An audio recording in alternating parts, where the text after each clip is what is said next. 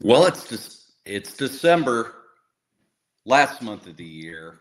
Couple more weeks post Thanksgiving, pre Christmas.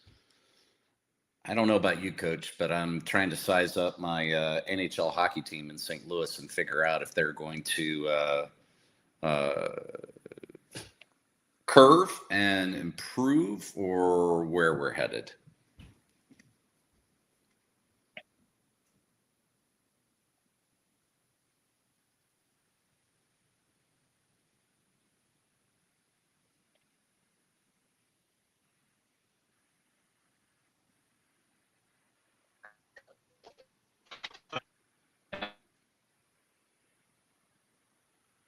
I think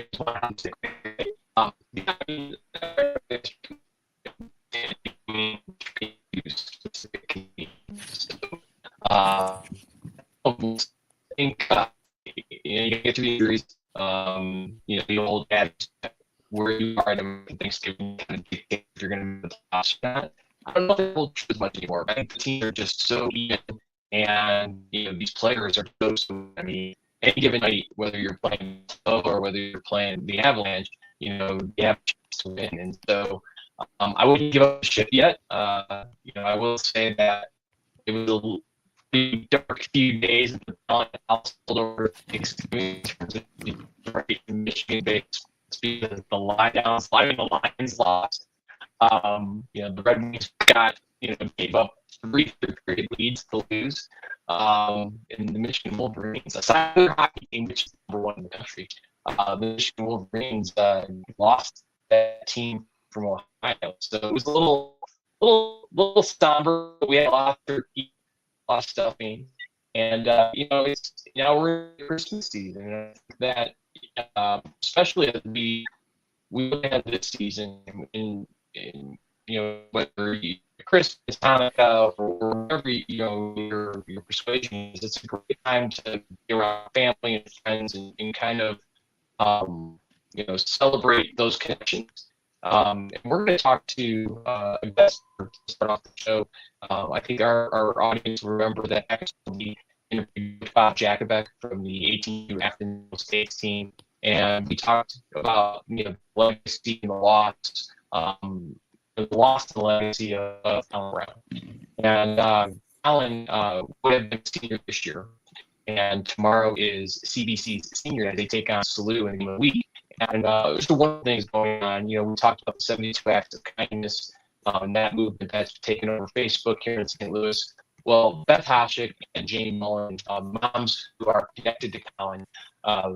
Jamie, who's not able to join today, she's a mom for the player on the CDC team, and Beth is a mom on the 18U Afton States team, and also son Aiden Hoshik plays for SLU. So they're organizing a toy drive or donation. We want to talk a little bit about that, make sure our audience understands where they can go to donate, and obviously talk about that lasting legacy Alan Brown had with hockey, and bring this community together, especially as going into the holiday season. So, Grant, let's bring Beth on and introduce her to our fan, our fan base here. Hey, Beth, how are you? I'm well. How are you? We're doing great. Thanks for joining us on a earnings paycheck today. Yeah. Thank you for having me. So, Beth, you've got a big high school game coming up this weekend, but tell us a little bit about, and tell the listeners a little bit about the toy drive, because that is going to be a component of the game this weekend as well. Sure. As Jarrett mentioned, it is CBC's senior night. As all sports parents know, it's a night to celebrate seniors, and this is an extra special night because CBC will be paying tribute to Colin, their teammate and friend, who should really be out there on the ice with them. Sorry if I break up a little bit. It's quite all right, Beth. Quite all right. We totally understand. And And, as we mentioned, Colin would have been a senior this year. And Aiden and my son Brendan also plays on that team, but Aiden was a close teammate for Colin. Tell us a little bit about, how this connects with 72 Acts of Kindness and, really how the Brown family and you and Jamie and the whole community are what we're trying to accomplish here with this. Sure. I think most people probably know the Brown family started this initiative, 72 Acts of Kindness, as a way to honor Colin and just continue spreading kindness through our community, through our state, through our country, wherever, in his memory. And, no act of kindness is too small. But this particular one, I am sorry, I cannot hold it together. I knew this was going to happen. It's okay. And, I think we're all in that same boat. Yeah, we're all in the same boat when we're, yeah. So, before, as you mentioned, my son played with Colin at Afton, and he's also on the SLU team. And before the SLU season started, I talked to him about, wanting SLU hockey to participate in an act of kindness sometime throughout the season. We never really landed on anything because I felt like it needed to be something that felt natural. So when Jamie told me that they were going to have CBC senior night against SLU, we both kind of just started talking and really independently came up with the idea of a toy drive because it just seemed so natural that this time of year, collecting toys for children at St. Louis Children's Hospital just made perfect sense. There was no question about it. Colin loved seeing other people smile and making people laugh. And, this toy drive is just a perfect reflection of that spirit, bringing, the toys to the kids at Children's Hospital. Children's Hospital is a place where Colin was for 4 days. And, I know the staff and the Brown family are very appreciative of all that the staff did for him. Just about this time last year. So, yeah. And SLU also has, we have a connection, they're strong competitors, fierce competitors on the ice. I think off the ice, there's a lot of friendships.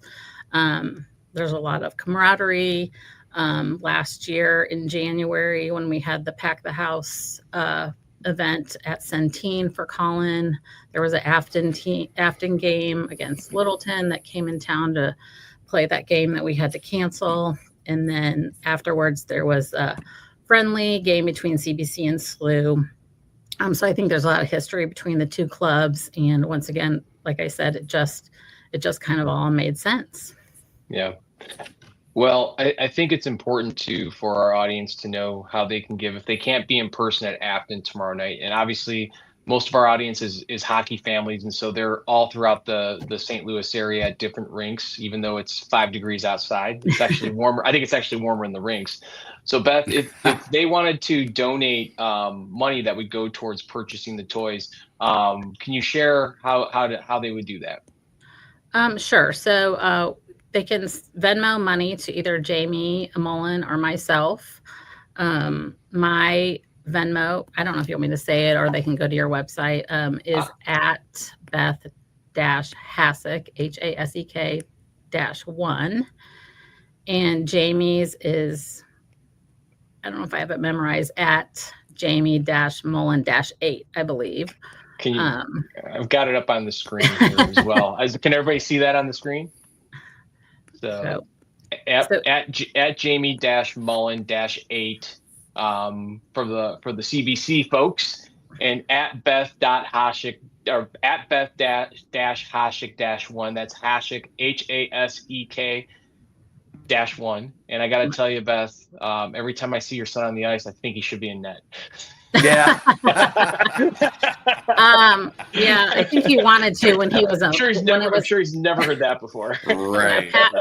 Well, I think there was a moment in time when you passed the bag in the Mite years that he's like, I want to play goalie, and I was like, oh no, I don't think I can handle that. Well, I can't thank you enough. I know we've gotten to know each other this year as our sons are playing together, and obviously Brendan, my older son, who's been a part of the Afton, family since the Eagles days.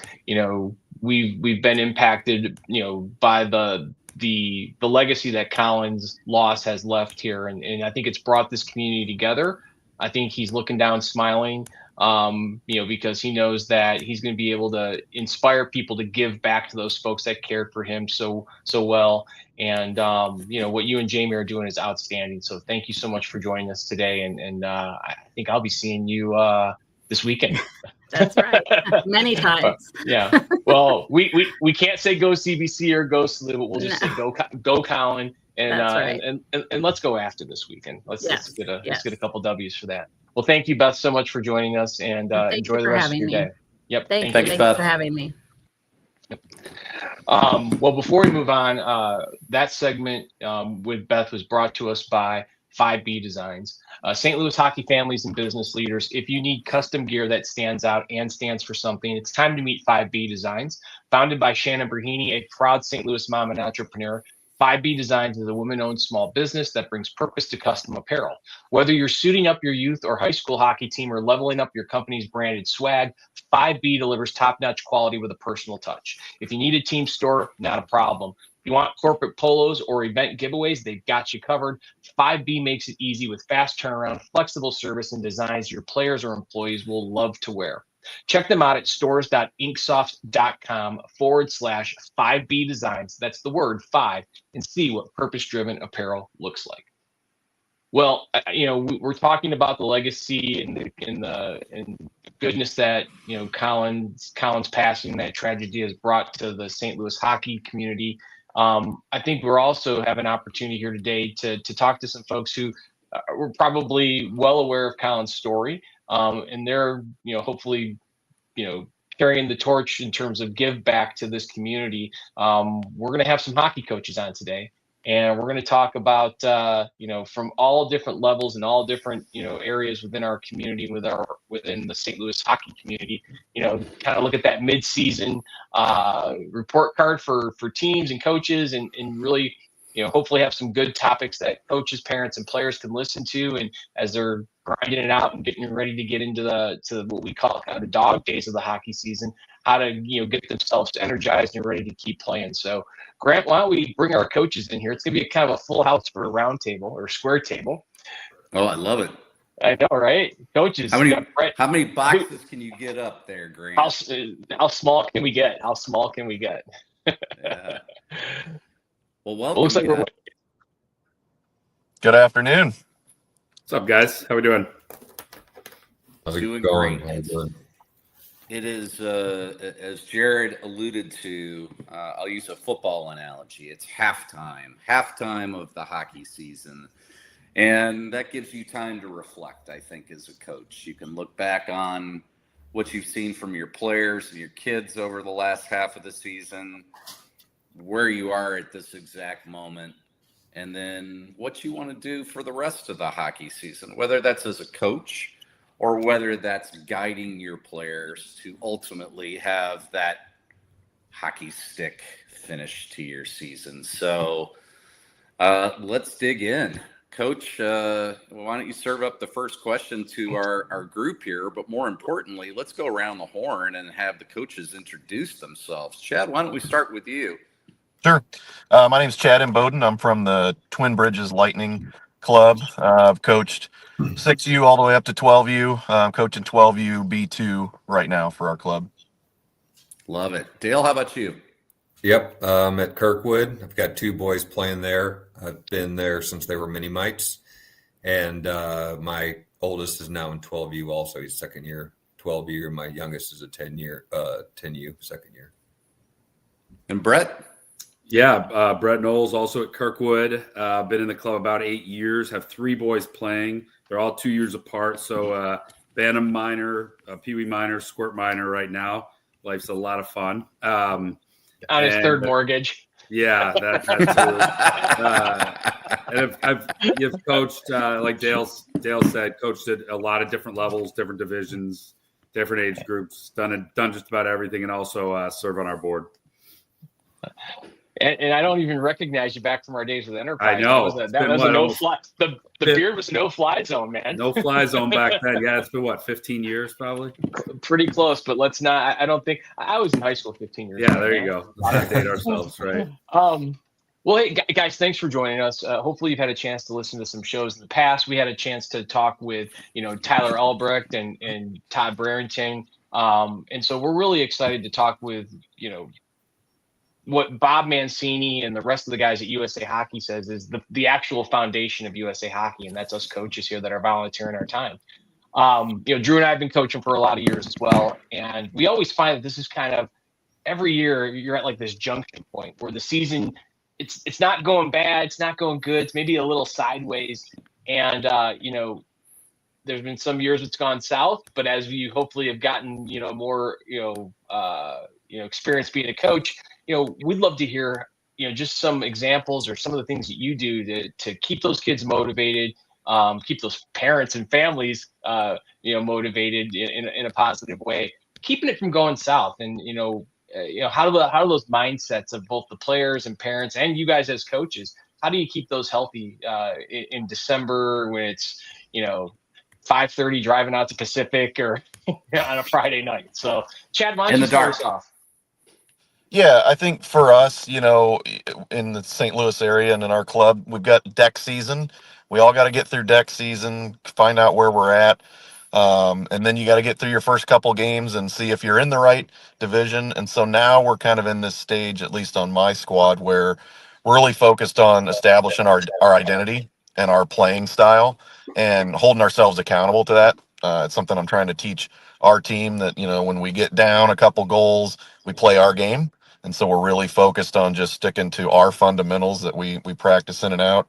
In terms of keeping the kids engaged, I'm always trying to throw a new drill or two in every week just to keep them being creative and keep them engaged while still working a lot of our systems. So we're constantly working, our breakouts and our forechecks, but trying to throw in some new skills drills just to keep them sharp for our team.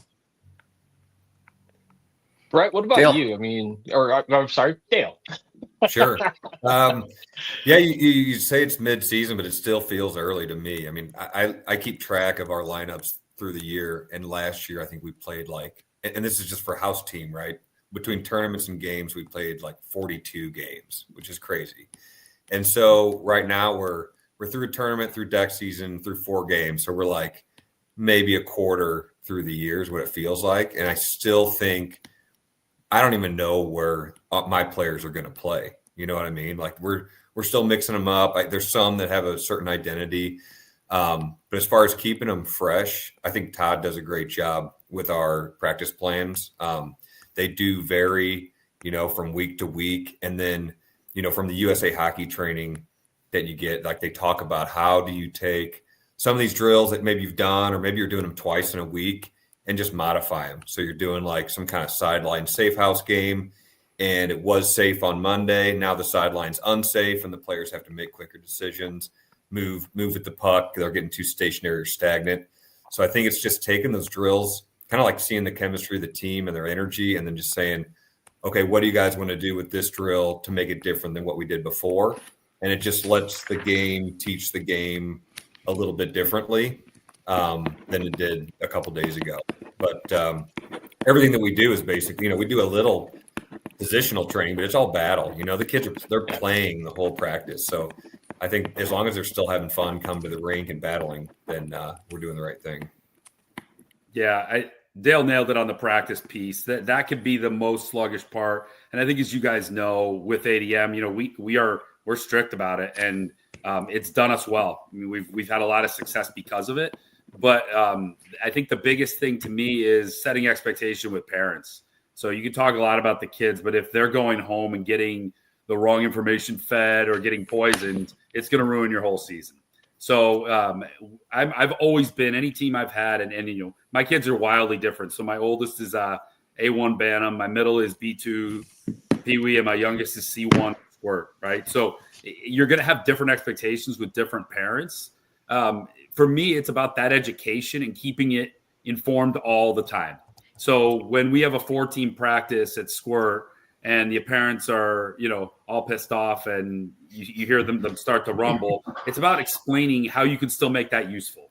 When, we move a kid to defense or to forward and it's not their quote unquote natural position, we got to give them the why. Here's why we're doing this. We want to make them better hockey players. And if we lose a game because of that, everyone goes to the playoffs.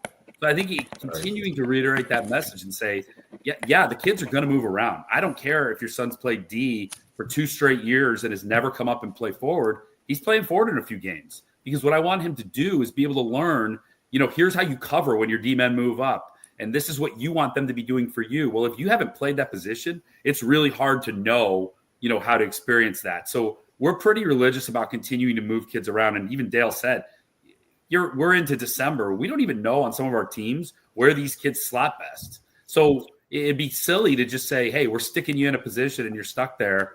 And it might not even be the right thing. So I don't usually lock my teams in until mid-February, to be honest. And then the last few games, tournament and Blue Note, we try to keep it consistent just for the kids to keep their heads on straight. But yeah, that's kind of my biggest thing, is getting that parent communication on point, starting at the beginning of the season and then ongoing through your group chat and everything throughout. And Steve, I know you were just away for a second and you hopped back in. We were just asking, how do you keep your season from going south? What do you bring as a coach into the teams that you coach to help prevent that from happening? Well, I take a little different outlook on it. I'm a hockey guy, but first I'm a leader. If you want a better hockey guy, there's a lot of guys in my organization you could use and have a better hockey coach, but I'm the coach's coach. So really just being a leader for the group. I identify leaders on my team as well, and encourage even 10U, 12U for those leaders to take charge. And when you have that and a little bit of self accountability in a 10 or 12-year-old, it's a huge thing.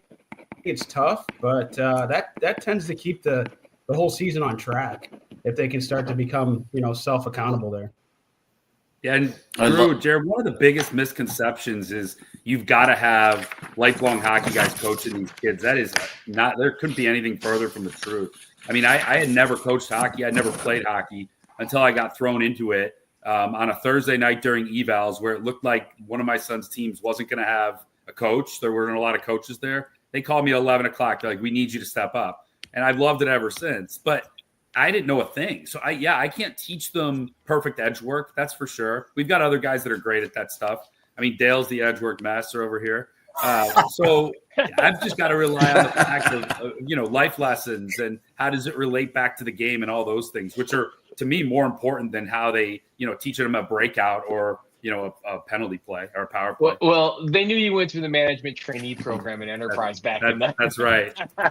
Give you the tools to be your own boss, Jared. That's right. Well, yeah. I mean, all great points. I mean, this is why we're having this roundtable, is we've got 6 talking heads up here, but we all have different experiences, different backgrounds, and I absolutely love it. I love the fact. I mean, somewhere Bob Mancini is just like smiling ear to ear.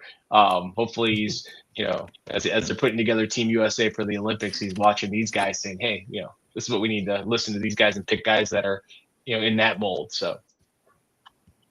Yeah, and I liked it. I heard 4 very different things from each of you, but all equally important. Chad, you talked about identity and your team having an identity and playing to that identity. Dale, you talked about progressive drills throughout the week. I think that's great. Keeping drills from getting stale while building on concepts. Brett, you talked a little bit about the parent communication piece and explaining why you're doing things. I think that's really critical, especially in a long hockey season. And Steve, I love that you're identifying leaders in your organization and then incentivizing them to take charge. So great answers. 4 very different perspectives, but all equally important perspectives. Let's pivot a little bit. Let's pivot to effort versus execution. But we're going to come back to this because I think we need to pay a quick bill, and then we'll continue the conversation. So this segment of Too Many Men on the Mic is brought to you by Big Bear Tournaments. Are your tournaments this hockey season feeling a little uncertain? You've planned your weekend, booked the hotels, and trained hard. You deserve a tournament provider that's as committed as your team is. Forget the guessing games. At Big Bear Tournaments, we believe in clarity and competition. You shouldn't have to sign up and wonder who you'll be playing. That's why we proudly display every registered team right on your tournament pages. No last-minute scrambles, no division surprises, and no unfortunate calls that leave you stranded just weeks before the puck drops. We have great competitive divisions and open, transparent communication.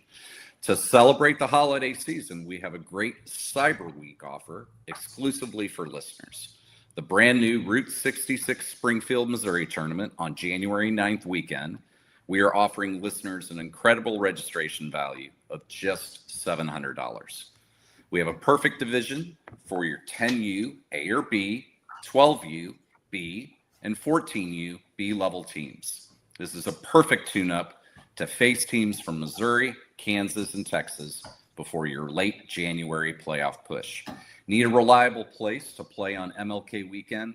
Check out the fantastic divisions being built at the St. Louis Arctic Blast on the January 16th weekend. Looking for a long road trip? Chicago, Indy, Madison, and Louisville. Still have a few remaining spots. Louisville. Apply today at bigbeartournaments.com and make sure to mention Too Many Men Sent You for special MLK weekend discounts.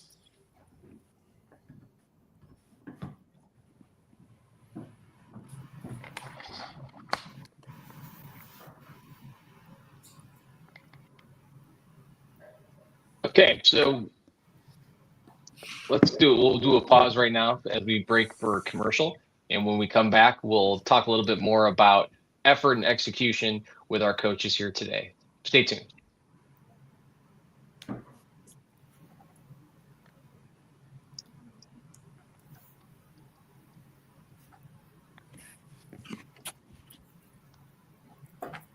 Okay, so we can still talk. We're cut out right now. So Grant will let us know when we're back on, so we can talk a little freely. Nobody's listening to us. So if you need to swear, Steve, go ahead. It's top left corner, guys. We're back on. All right, and we're back. We're back talking coaches roundtable with Chad, Dale, Brett, Steve, all coaches coaching club hockey programs and club hockey teams, and we're sharing stories, strategies on being kind of around the midpoint of the year and talking about what we can do as coaches, players, continue to improve our players and ultimately have the outcomes that we're looking for at the end of the season. Guys, right before the break, I was talking about effort versus execution. We were just starting to get into that before we got into the commercial break. And so what we mean, the difference between effort and execution is, I hear what you're saying, Coach Jared. I know that's the concept you're looking for, what you're wanting me to do, but actually executing that down on the ice, the easiest example I can think of, because we ran into it the other night, was net front and getting players to get to the front of the net, especially when we're in the offensive zone, for a lot of reasons, right? Maybe to get a rebound, maybe to screen the goalie, a whole variety of factors. Good things happen when you go to the net. But sometimes the execution of that is a little bit more challenging. So would love to hear your thoughts on taking concepts that we know are good best practices in youth hockey, and here at the halfway point, stressing the execution of those and why those are important here for the second half of the hockey year. So, Chad, have you run into that with your team? And if you have, what have been some of your strategies to be able to help kids take some of that effort, the listening, and really turning it into execution? Yeah, I found that those two things aren't synonymous, effort and execution. And so generally when I find that we've got an issue with executing, I try to ask why, right? So there's a reason that the player made the decision that they did. And so I want to get inside their head and say, well, why didn't you go there? Or why did you do what you did? and it at least helps me understand that they're either thinking or not. If their response is, I don't know, coach, that's just where I was, well, then they weren't making a hockey play and they weren't thinking. If they say, well, I noticed this guy was here and you told me to always be here, then I'll accept their answer. So I try to always get inside their head. And then again, I kind of refer back to our systems and our team identity and, hey, this is why we want you there. This is where, I try to whiteboard a little, but really we'll try to drill it as much as we can in a practice and show the value of why. And I may also throw a coach in the mix to show them why it's important to be in a certain spot. So I'll show them where that danger zone is by making a coach either be that forechecker or that dangerous player on the ice. I love that simple 3-word question. I mean, it's powerful in life, not just hockey. But I imagine you've got some answers where you're like, oh, well, I've got to do better as a coach. Yeah, Dale, for sure. Dale, what do you think? I'm interested to hear your perspective since you're the master of edge work. So Master. Yeah, Brent says that, then he's going to post about 5 live barn videos of me falling backwards over pads. I'd say for execution, as the season progresses, I've got like themes that I'm trying to teach and trying to get through before we move on to the next one. So we basically start the season off with just pure aggressiveness and just like let them play crazy. Like they just all go for the puck. Now we're in the part of the season where I'm trying to teach them position, and we're talking about execution of whatever it is, whatever those themes are. My favorite go-to is live barn clips. So we'll have these we've got off ice practices where we're doing shooting and other things, and I'll take some time after that practice to say, here's a couple clips from our last couple games, not picking on anyone, but like watch what happens here, okay? And then you can explain through the video and you can draw on the screen like exactly what's going on and kind of teach them from that like third party perspective of what's going on the ice. So that's like the execution piece. And then for effort, I guess I really haven't run into too many problems where the kids aren't giving like full effort that I'd like, but like during practice, when you're running a drill and they might be going lazy on some kind of drill where they're not being pressured, then I just take that drill and I go, okay, now we've got a chaser, or now we've got this other person that's going to come in. And if you don't go fast enough or hard enough, that person's going to beat you there, and let it happen naturally. Because I don't believe that me barking at them is going to get them to like play harder. Like they have to love the game and they have to love to win.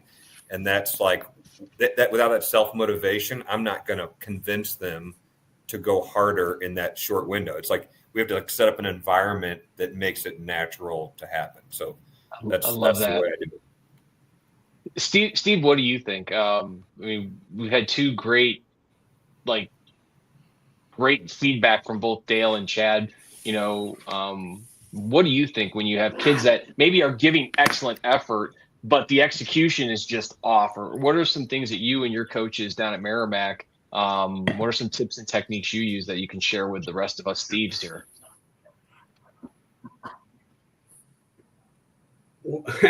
Well, I like what Chad said about the why. One thing that I've realized with this generation is that, when I was playing, the coach just said, go do it. And we went and did it. But now you get a lot more effort and execution if you can explain to your kids why you're doing it. And they want that knowledge. They're a youthful, they're a generation of, they have every bit of information in front of them. So they want that information. They want fed that, and it helps them a lot. So the why is a big thing. But as far as execution, one thing we do in practice, 3 lines on a team, if we do a 5-on-5 battle drill or something like that, we take that line that's sitting out and we say, hey, watch your guy playing your position. Tell me where, so they're virtually watching their position play in front of them. And that's been really helpful this year with my kids, is they get a lot better idea of where they're supposed to be. And then they can give me feedback on, hey, Joey's playing right wing like I am, but he's not going here, he's not going there. So that's been pretty helpful to get them engaged and see the effort. Brett, how about you? Yeah, for me, it's keeping things wildly simple. I think what I've found is I've been on teams when I wasn't coaching where the coaches try to get overly complex with things, and it can be on the bench during games or in the locker room before, where if you're talking to them before the game, you've got about a minute or two of real quality time that they're not zoned out, thinking about the playlist, thinking about, what it's going to be like when they come out. You've got to hit them quick. So we really focus on having 2 to 3 big concepts and not trying to overcoach, especially on the bench. We've all seen those benches where the coaches are coaching to them the whole time they're on the ice. They're not listening to you. So it's great when they come back, if you have a coach that can grab them and say, hey, what happened there in real time? And, why did that happen and all that? But if you're trying to coach them on the ice, I think you're doing more harm than good. So it's really about doing it individually, not to the whole team, doing it off the ice and keeping things really simple in the locker room. One other thing that I started doing 2 years ago that I bust out from time to time is, instead of doing a pregame speech, and we don't do it for every game, but once in a while, I have them basically on their toes saying, what's the one thing you're going to do better today to benefit the team, and go in a circle. And then they know they've got to come up with something and they can't repeat. And it gets them really thinking about, what's my biggest way to impact the team today? And usually they're spot on. It's pretty amazing that the stuff that they absorb just throughout the week and through practices, usually each one of them's listening and gets the right answer. I love it. And I think Steve kind of summarized it when he was talking about the generation and how these kids are thirsting for knowledge and reasoning. And the through line through all of your feedback and discussion points was two-way communication. And, I loved when Dale said, the kids got to want to execute. The kids got to want to compete. But the thing I love what Dale said was about creating that environment. So I know Drew is probably feverishly taking notes, and I'm going to play back the tape for because we're the two biggest thieves in St. Louis hockey when it comes to coaching. Guys, we're getting a little short here on time. The sun's about to go down outside, and I think we all probably gotta get to rinks here sooner than later. Thank you so much for sharing your afternoon here with us. We'd love to have you all on again, maybe later in the season. But I really believe, like, if we can get from each of you, again, this is our whole little, it's like a pyramid scheme here for coaching drills. Get each of you send us some of your best coaching drills. Drew and I will draw them up. We'll put them on our website with full credit to all of you, but no compensation. Guys, thank you so much. Good luck to Kirkwood. Good luck to Twin Bridges. Good luck to Meramec. Drew and I can say that now that we're no longer coaching for the Rockets. But thank you guys so much for supporting. And more importantly, we talked about legacy of Colin Brown before you all came on, and just that give back to the St. Louis hockey community. You guys are St. Louis hockey. You guys are USA hockey. You guys are doing tremendous things for these kids that they don't even know about it, and they won't know about it until they're much older out there doing probably what you guys are. So thank you all. Yeah. Thanks for having us. A lot of fun. Thank you. Thanks, guys. Thanks, guys. Take care. See ya. Yep. All right, Grant. There we go. See you guys. Gotta love technology. It is so cool. I mean, we would have been sitting around in a basement with a 9mm camera trying to do this a couple of years ago, and now we're able to be all over the world if we want to be. Look at you with a 9mm camera reference. I don't. It's just things just pop into my head, and it's just sometimes dangerous. I just want to see Dale's edge work. That's all. That's what I want to see. So I'm going to Kirkwood when he's practicing. I've found his team. Of course, I'm gonna go because the one piece of live. Although I love the live barn thing. I think you've got a live barn clip that we got to show the boys and girls on our team. That little top shelf cheddar.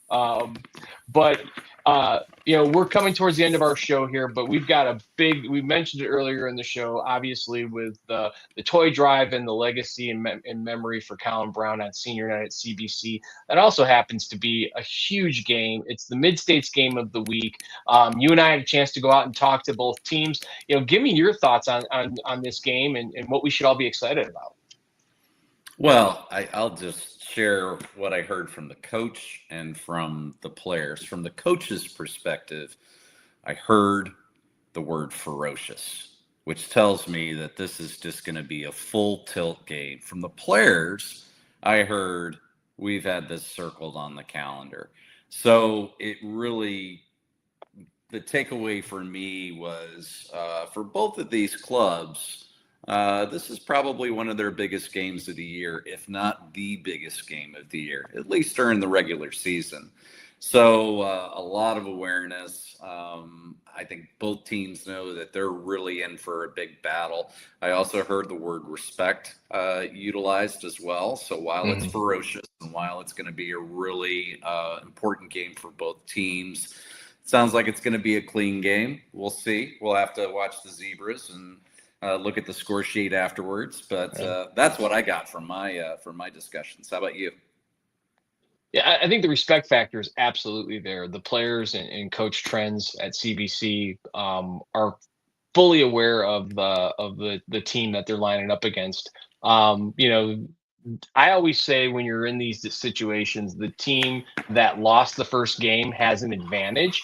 And certainly CBC, they lost a close game earlier in the season to SLU. They have that front and center. You know, they know that this is a division game. The outcome could very well determine who you play in the playoffs come February.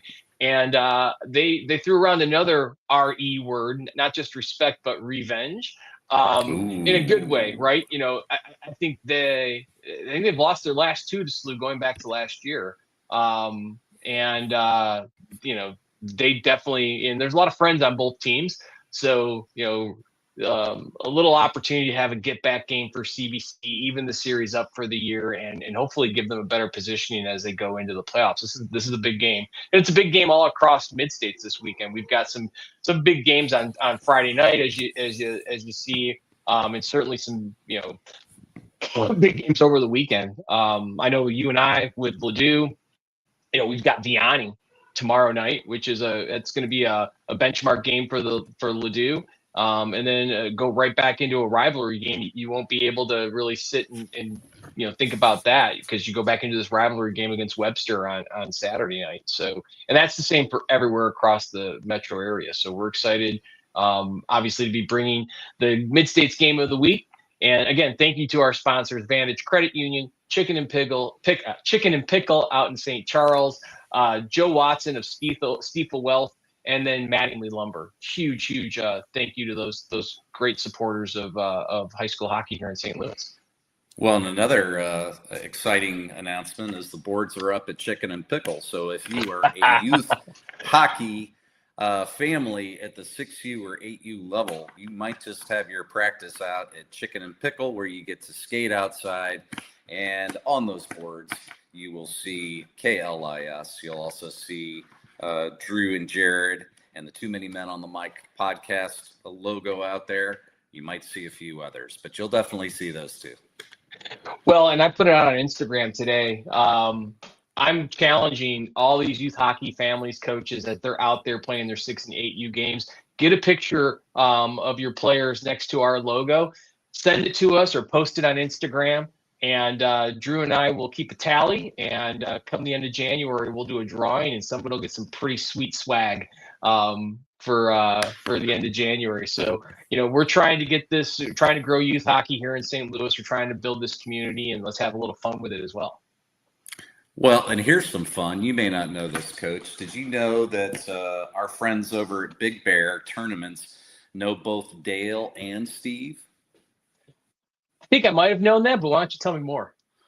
No, it's great. Well, so both of them, as leaders of their clubs, have booked tournaments with Big Bear, had a great experience with it. So there's a connection there. I'll also throw out that Big Bear and the Chicken and Pickle folks, I think, are having some discussions, because if you're a youth hockey team and you're coming in from out of town, coming into the St. Louis area, perhaps with a Big Bear tournament, a great place to go get food, a great place to take a break as a team, have some fun, have a meal, enjoy your downtime, is over at Chicken and Pickle. So we've got some good things going between boards being up, between great tournaments at Big Bear, between food while you're on your downtime. So I like it all. It's all happening. Well, we're at the end of our show here. I'll have one more shameless plug. We had a great gig last Friday at Fallon's in Olivet there. We had a lot of fun with the crowd. It was a Black Friday extravaganza with football and hockey plastered all over the TV screens. We're going to be back at Fallon's this month on December 23rd. That's a Tuesday, but most people are probably off work the next day, so it's kind of like a Friday as a Tuesday. We'd love to see you out there. Come hear some great music. Maybe get a few requests in, and maybe play Name That Tune or What Song Is That with Drew and I. But we'll be at Fallon's on December 23rd. We'll pump that up more as we get closer to it. But Drew, thanks as always, man. It was a great show. Great talking with you. Thanks to Beth Hoshik and Jamie Mullen for coming on and talking about the toy drive for Colin Brown and CBC Salu's game. Thanks to Steve and Dale and Chad and my buddy Brett Knowles for joining us on the Coaches Roundtable. Grant, play the song. He shoots, he scores. Thanks for listening to Too Many Men on the Mic. Hockey's more fun the better you get at it. See you next week.